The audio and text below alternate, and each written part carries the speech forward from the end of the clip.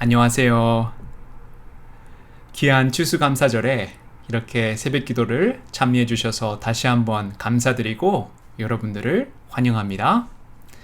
오늘 우리가 부를 찬송가는 찬송가 523장 어두운 죄악 길에서 라는 찬송가를 부르고 시작하겠습니다. 523장 어두운 죄악 길에서입니다.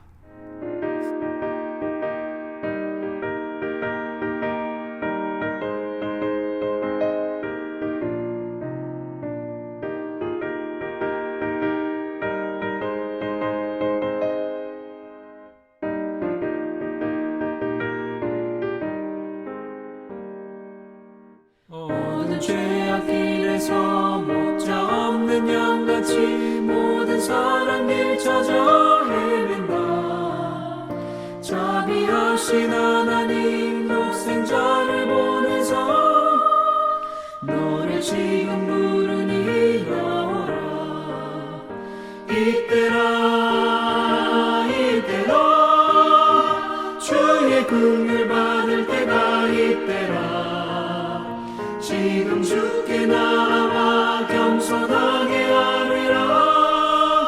구원함을 얻으리. 험한 십자가 위에 달려 돌아가신 주 다시 살아나셨네. 기쁘다. 죄를 구원하실 때 어서 주께 나와 크신 은혜 구하라. 이때라 주의 긍휼 받을 때가 이때라. 지금 주께 나와 겸손하게 아뢰라. 구원함을 얻으리.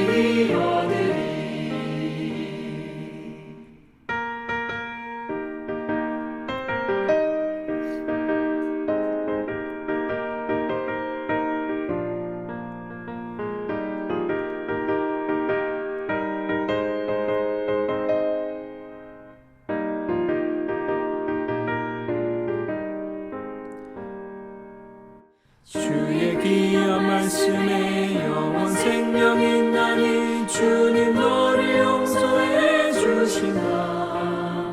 주가 부르실 때에 힘과 정성 다하여 주의 은혜 받으라.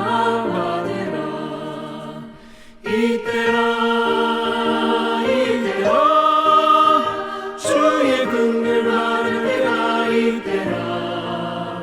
지금 주께 나와 겸손하게 아뢰라.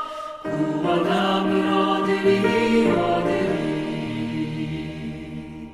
세월 빨리 흐르고 세상 친구 가는데 너의 영혼 오늘 밤 떠나도 주의 구원 받으면 천국에서 영원히 주와 함께 살리라.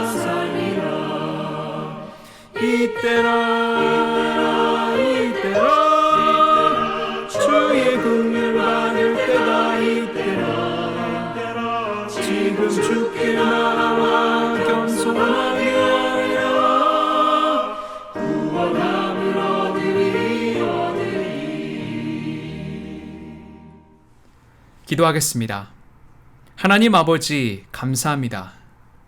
이런 귀한 추수감사절 날에 하나님의 말씀으로 우리를 인도해 주신 것을 감사합니다. 우리가 같이 불렀던 찬송가처럼 어두운 죄악 길에서 우리는 주님 앞에 나아가기를 원합니다. 하나님께서 지금 우리를 부르시고 계시는 것을 믿사오니 우리가 말씀을 통해서 은혜 받게 하여 주시고 이 말씀이 우리 삶에 살아 움직이는 놀라운 살아있는 말씀이 될 수 있도록 인도하여 주시옵소서. 예수님의 이름으로 기도드렸사옵나이다. 아멘. 오늘 하나님께서 주시는 말씀은 다니엘서 5장 1절에서 12절까지의 말씀입니다. 다니엘서 5장 1절에서 12절까지의 말씀입니다. 다니엘 5장. 벨사살 왕이 그의 귀족 1000명을 위하여 큰 잔치를 베풀고 그 1000명 앞에서 술을 마시니라. 벨사살이 술을 마실 때에 명하여 그에 붙인 느부갓네살이 예루살렘 성전에서 탈취하여 온 금 은그릇을 가져오라고 명하였으니 이는 왕과 귀족들과 왕후들과 후궁들이 다 그것으로 마시려 함이었더라. 이에 예루살렘 하나님의 전 성소 중에서 탈취하여 온 금그릇을 가져오매 왕이 그 귀족들과 왕후들과 후궁들과 더불어 그것으로 마시더라. 그들이 술을 마시고는 그 금, 은, 구리, 쇠, 나무, 돌로 만든 신들을 찬양하니라. 그때에 사람의 손가락들이 나타나서 왕궁 촛대 맞은편 석회벽에 글자를 쓰는데 왕이 그 글자 쓰는 손가락을 본지라. 이에 왕의 즐기던 얼굴빛이 변하고 그 생각이 번민하여 넓적다리 마디가 녹는 듯하고 그의 무릎이 서로 부딪힌지라. 왕이 크게 소리질러 술객과 갈대아 술사와 점쟁이를 불러오게 하고 바벨론의 지혜자들에게 말하되 누구를 막론하고 이 글자를 읽고 그 해석을 내게 보이면 자주색 옷을 입히고 금사슬을 그의 목에 걸어주리니 그를 나라의 셋째 통치자로 삼으리라 하니라. 그때에 왕의 지혜자가 다 들어왔으나 능히 그 글자를 읽지 못하며 그 해석을 왕께 알려주지 못하는지라. 그러므로 벨사살 왕이 크게 번민하여 그의 얼굴빛이 변하였고 귀족들도 다 놀라니라. 왕비가 왕과 그 귀족들의 말로 말미암아 잔치하는 궁에 들어왔더니 이에 말하여 이르되 왕이여 만수무강하옵소서. 왕의 생각을 번민하게 하지 말며 얼굴빛을 변할 것도 아니니이다. 왕의 나라에 거룩한 신들의 영에 있는 사람이 있으니 곧 왕의 부친 때에 있던 자로서 명철과 청명과 지혜가 신들의 지혜와 같은 자니이다. 왕의 부친 느부갓네살 왕이 그를 세워 박수와 술객과 갈대아 술사와 점쟁이의 어른을 삼으셨으니 왕이 벨드사살이라 이름하는 이 다니엘은 마음이 민첩하고 지식과 총명이 있어 능히 꿈을 해석하며 은밀한 말을 밝히며 의문을 풀 수 있었나이다. 이제 다니엘을 부르소서. 그리하시면 그가 그 해석을 알려드리리이다 하니라. 우리는 몇 달 전에 예레미야서를 통해 유다의 멸망을 살펴보았습니다. 오늘 우리가 읽고 있는 다니엘서는 바벨론의 멸망을 설명하면서 이 세상에 있는 모든 나라들은 다 멸망하고 새로운 하나님의 나라만 영원할 거라는 메시지를 담고 있습니다.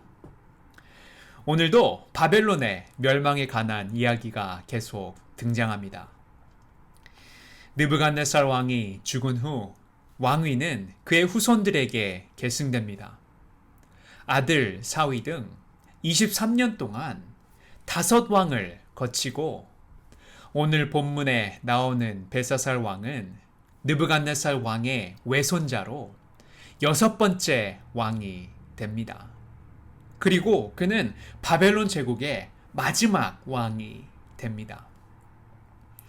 사실 오늘 본문에 등장하는 바벨론은 페르시아라는 새로운 세력의 등장으로 몰락의 길을 걷고 있었습니다. 그리고 바벨론 성은 메디아와 페르시아의 연합군에게 포위되어 있었습니다. 왜냐하면 오늘 본문 마지막 부분에 보니까 이날 밤에 벨사살이 죽임을 당하고 메대 사람 다리오가 나라를 얻었다고 쓰여져 있습니다. 저 멀리 있던 적군이 갑자기 낙하산을 타고 내려와 성을 정복한 것이 아닙니다. 벌써 성이 포위된 지 2년이 지나고 있었습니다. 비록 성 밖으로는 한 발짝도 나갈 수 없는 신세였지만 성을 감도는 유프라테스 강이 바벨론 성을 요새로 만들어주고 있었기 때문에 아직도 벳사살은 태평했는지도 모릅니다. 그런데 성이 포위된 상황에서 벳사살 왕은 말도 안 되는 일을 벌립니다. 그는 어느 날 바벨론 제국에서 신분과 지위가 높은 귀족들 1000명을 초청해 큰 파티를 벌입니다. 적군에게 포위된 상황에서 잔치를 벌이고 먹고 마셨다는 것은 참 상식적으로 이해가 되지 않는 행동입니다. 이제 나라가 대부분 적군의 손에 넘어가고 수도만 남았는데 성대한 파티를 벌인 것입니다. 언제 나라가 망해 적에게 붙잡혀 죽을지 모르는 상황에서 원 없이 즐겨 보기라도 해야겠다는 것처럼 보입니다. 이 생각들을 조금 분석해 보면 벳사살은 죽음에 대한 두려움이 아예 없었습니다. 두려움 자체가 없는 것을 보아 어딘가 믿을 구석이 있었을 것 같습니다. 어디 비자금을 숨겨놓고 자기 목숨만을 보장받은 상태였다면 이런 큰 파티도 불가능은 아니라고 생각되지만 아무리 그래도 자신의 종말의 두려움을 모르고 있었던 왕이 바로 벳사살 왕이었던 것입니다. 자신이 언제 죽을지 모르는 상황에서 파티를 열었다는 것은 자신의 종말을 두려워하지 않는 모습인 것입니다. 성경이 오늘 우리에게 가르쳐 주는 것은 우리의 삶에도 곧 종말이 온다는 것입니다. C.S. 루이스는 세상의 마지막 밤이라는 에세이 책에서 이런 말을 했습니다. 정말 중요한 일은 늘 종말을 두려워하거나 소망하는 게 아니라 그것을 언제나 기억하고 염두에 두면서 살아가는 것입니다. 자신이 개인 생활에 매이지 말아야 하고 그것이 얼마나 짧고 불안정하며 일시적이고 잠정적인 것인지 기억해야 하고 인생이 끝나는 순간 함께 끝나버릴 것들에 마음을 다 바쳐서는 안 된다는 것입니다. 현대 그리스도인들이 잘 기억하지 못하는 것은 세상 속 인류의 삶 전체도 불안정하고 일시적이고 잠정적이라는 사실입니다. 어떤 사람이 우리의 인생을 아침 6시부터 저녁 12시까지 나눠 생각해 보았습니다. 아침 6시부터 저녁 12시까지 생각해 보면 15살이라면 그 학생은 오전 9시 38분을 지나고 있습니다. 20세라면 오전 10시 51분, 25세라면 오후 12시 4분, 30세라면 오후 1시 17분, 45세라면 오후 4시 56분, 50세라면 오후 6시 8분, 55세라면 오후 7시 52분, 60세가 되면 저녁 8시 34분을 맞이하고 있는 것입니다. 만일 여러분들이 65세라면 9시 47분, 70세라면 11시, 70세를 넘으셨다면 여러분은 12시에 가까워지고 있는 것입니다. 세상의 끝, 세상의 최후의 심판에 대해서 성경은 이야기해주고 있는데 베드로후서 3장 10절에서 12절의 말씀에 보니까 이렇게 나와 있습니다. 주의 날이 도적같이 오리니 그날에는 하늘이 큰 소리로 떠나가고 체질이 뜨거운 불에 풀어지고 땅과 그 중에 있는 모든 일이 드러나리로다. 이 모든 것이 이렇게 풀어지리니 너희가 어떠한 사람이 되어야 마땅하니요? 거룩한 행실과 경건함으로 하나님의 날이 임하기를 바라보고 간절히 사모하라. 우리의 종말이던 세상의 종말이던 종말은 순식간에 온다고 말합니다. 뭔가 천천히 이루어지는 것이 아니라 어느 날 갑자기 확 하고 찾아온다는 것입니다. 그것이 너무 갑작스럽기 때문에 돌아볼 시간도 없고 후회할 시간도 없고 다시 한 번의 기회도 없다는 것입니다. 우리가 다니엘서 5장의 말씀으로 다시 돌아가면 왕과 귀족들은 술을 마시면서 기뻐했습니다. 그래서 벨사살은 느부갓네살이 예루살렘 성전에서 약탈해온 금은 그릇들을 가져오라고 명령합니다. 여호와께서 제사 드릴 때 쓰는 잔으로 술을 한번 마셔보자는 생각입니다. 느부갓네살 왕이 수많은 업적과 빛나는 공훈 가운데서도 예루살렘 성전의 보물을 약탈해 왔다는 것은 손꼽을 만한 것이었습니다. 아무래도 여호와께 제사 드리는 금그릇으로 술을 마셔본 사람은 없을 테이니까요. 그래서 거기 참석한 기인들이 다 예루살렘 성전에서 가져온 금잔으로 술을 마시고 자기들이 섬기는 신상들을 찬양했습니다. 그런데 이 행위는 여호와 하나님에게 싸움을 걸어버린 사건이 됩니다. 벨사살 왕은 하나님께 결투 신청을 해버린 것입니다. 두려울 것이 아무것도 없었던 왕, 이 벨사살 왕, 자신의 종말도 두려워하지 않았던 왕, 이 왕이 하나님께까지 싸움을 걸어버린 것입니다. 모두들 흥에 겨워 떠들며 좋아하고 있던 바로 그 순간 난데없이 사람의 손가락이 나타나서 벽에다 글을 쓰는 것입니다. 왕이 그것을 보고 얼마나 놀랐던지 6절의 말씀을 보니까 넓적다리 마디가 녹는 듯하고 무릎이 부딪혔다고 합니다.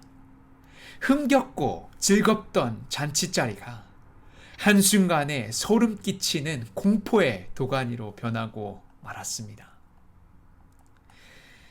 사람들이 빛의 화가라 부르는 렘브란트는 1635년에 벨사살 왕의 연애라는 작품을 그렸는데 이 그림을 보시면 6명이 등장합니다.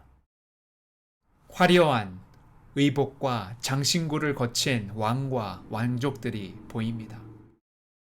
그리고 3층으로 된 왕의 흰 두건 위에 놓인 왕관은 상대적으로 작아 보입니다. 제국을 다스리기에 부족한 사람이라는 것을 그렇게 표현한 것처럼 보입니다. 그림의 우측 상단에 나타난 손가락과 글씨가 보이면서 벨사살은 공포에 질린 눈으로 뒤를 돌아봅니다. 뭔가를 움켜쥐려는 듯 보이는 그의 오른손은 그의 마음속에 일어난 공포를 가시적으로 드러내고 들어올린 그의 왼손은 마치 자신을 보호하려는 듯한 마음을 나타내고 있습니다. 두려움 없는 왕의 위엄은 어디에도 보이지 않습니다. 오직 공포에 질린 사람만 있습니다. 그리고 왕의 왼편에 앉아있던 여인은 너무 놀란 나머지 잔에 담긴 술이 자기 팔에 쏟아지는 것도 의식하지 못한 채 손가락을 바라보고 있습니다. 그런데 이 말씀에 보면 참 재미있는 대비가 나와 있습니다. 4절에 보니까 무리는 술을 마시고는 금, 은, 동, 철, 목, 석으로 만든 신들을 찬양했다고 나옵니다. 이것들은 바벨론에서 섬기는 신들입니다. 이것들은 금, 은, 동, 철, 목, 석으로 만든 것이라 꼼짝도 못하고 그 자리만 지키고 있는 물건들입니다.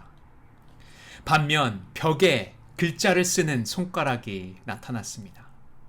이것은 하나님의 계시의 현장입니다. 벨사살이 우습게 보고 그 성전에서 가져온 금잔으로 술을 마셨던 그때 바로 여호와 하나님이 등장한 것입니다. 이것은 죽어있는 신과 살아있는 신이 이렇게 대비해서 등장한다는 것을 보여주는 것입니다.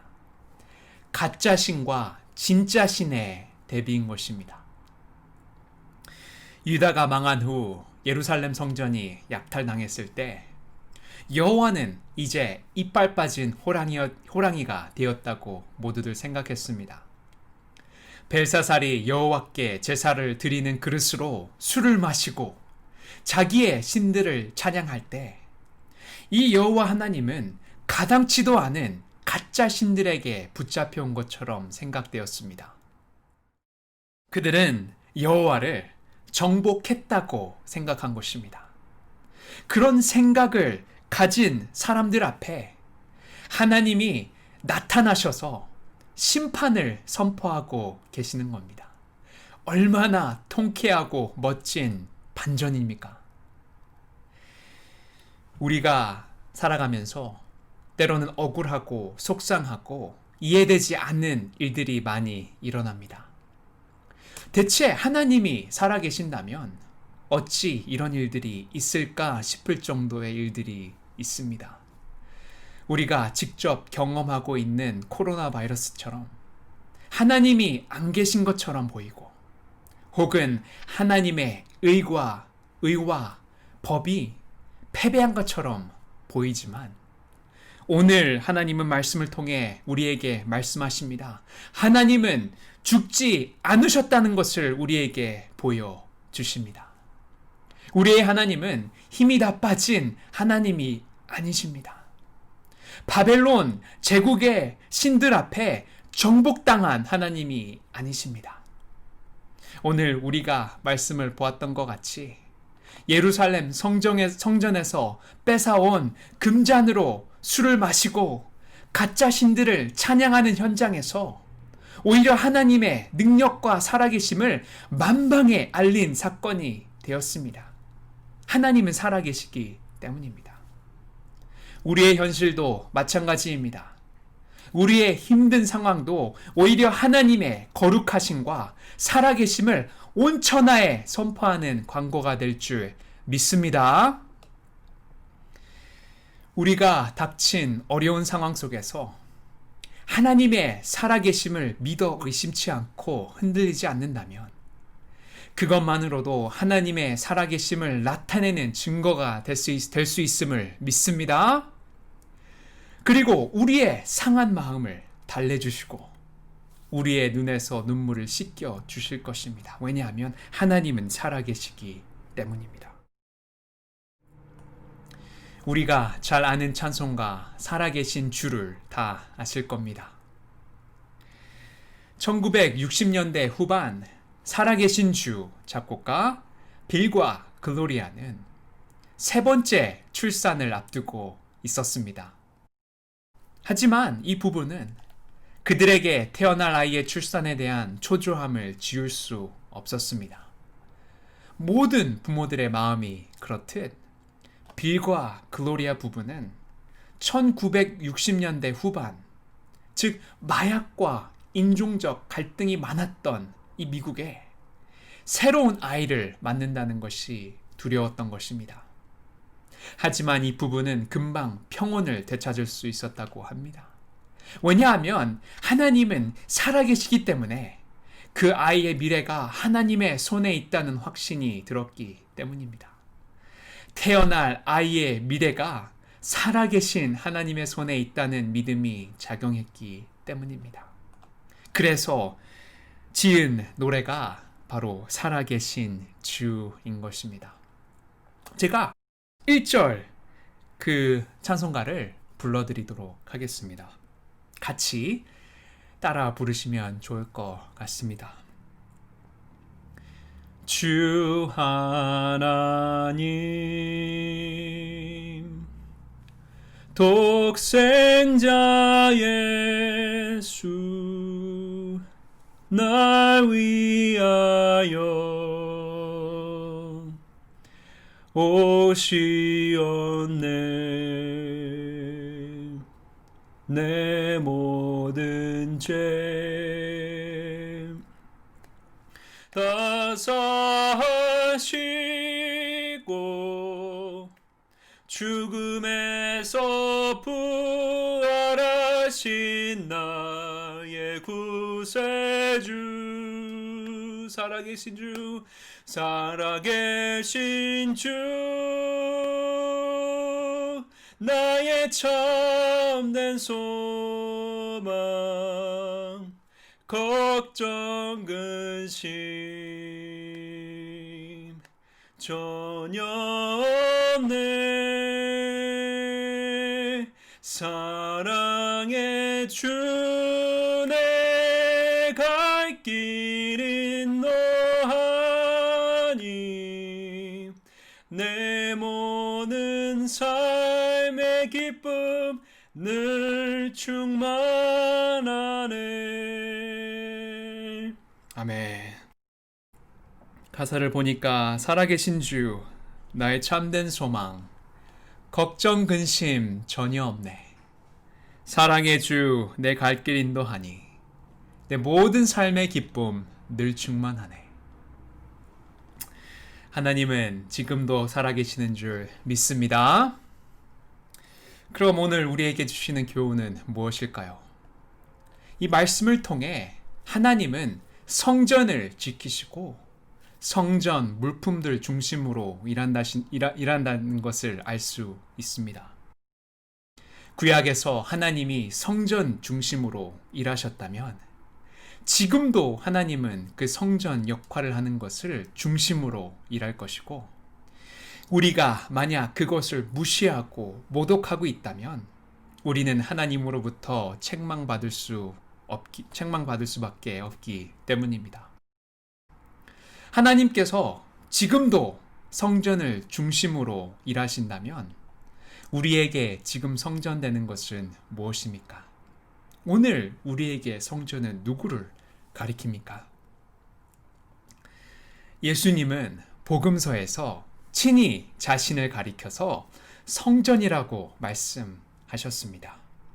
그리고 예수 그리스도의 이 성령님을 우리 마음속에 모시고 사는 우리들도 하나님은 성전이라고 말씀하셨습니다. 결국 지금 하나님은 예수님을 중심으로 일하신다는 결론을 내릴 수 있습니다. 성령님도 예수님을 나타내는 분이시기 때문에 우리도 예수님을 중심으로 살아야 합니다. 예수님이 곧 우리의 생명 되시기 때문입니다.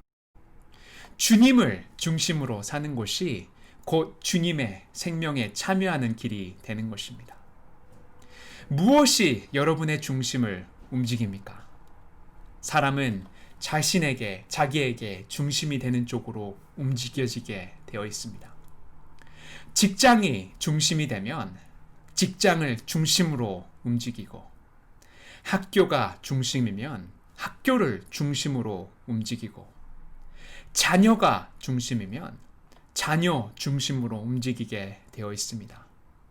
그러나 하나님은 벨사살 왕을 통하여 성전을 무시하고 모독하는 자는 가만두지 않으신다는 것을 보여줍니다. 오늘 우리에게 성전되는 분이 예수님이라면, 그리고 그 성전을 모시고 있는 우리 몸이 성전이라면, 우리는 예수님을 무시하고 모독하는 자기 중심적인 삶에서 벗어나야 할 것입니다.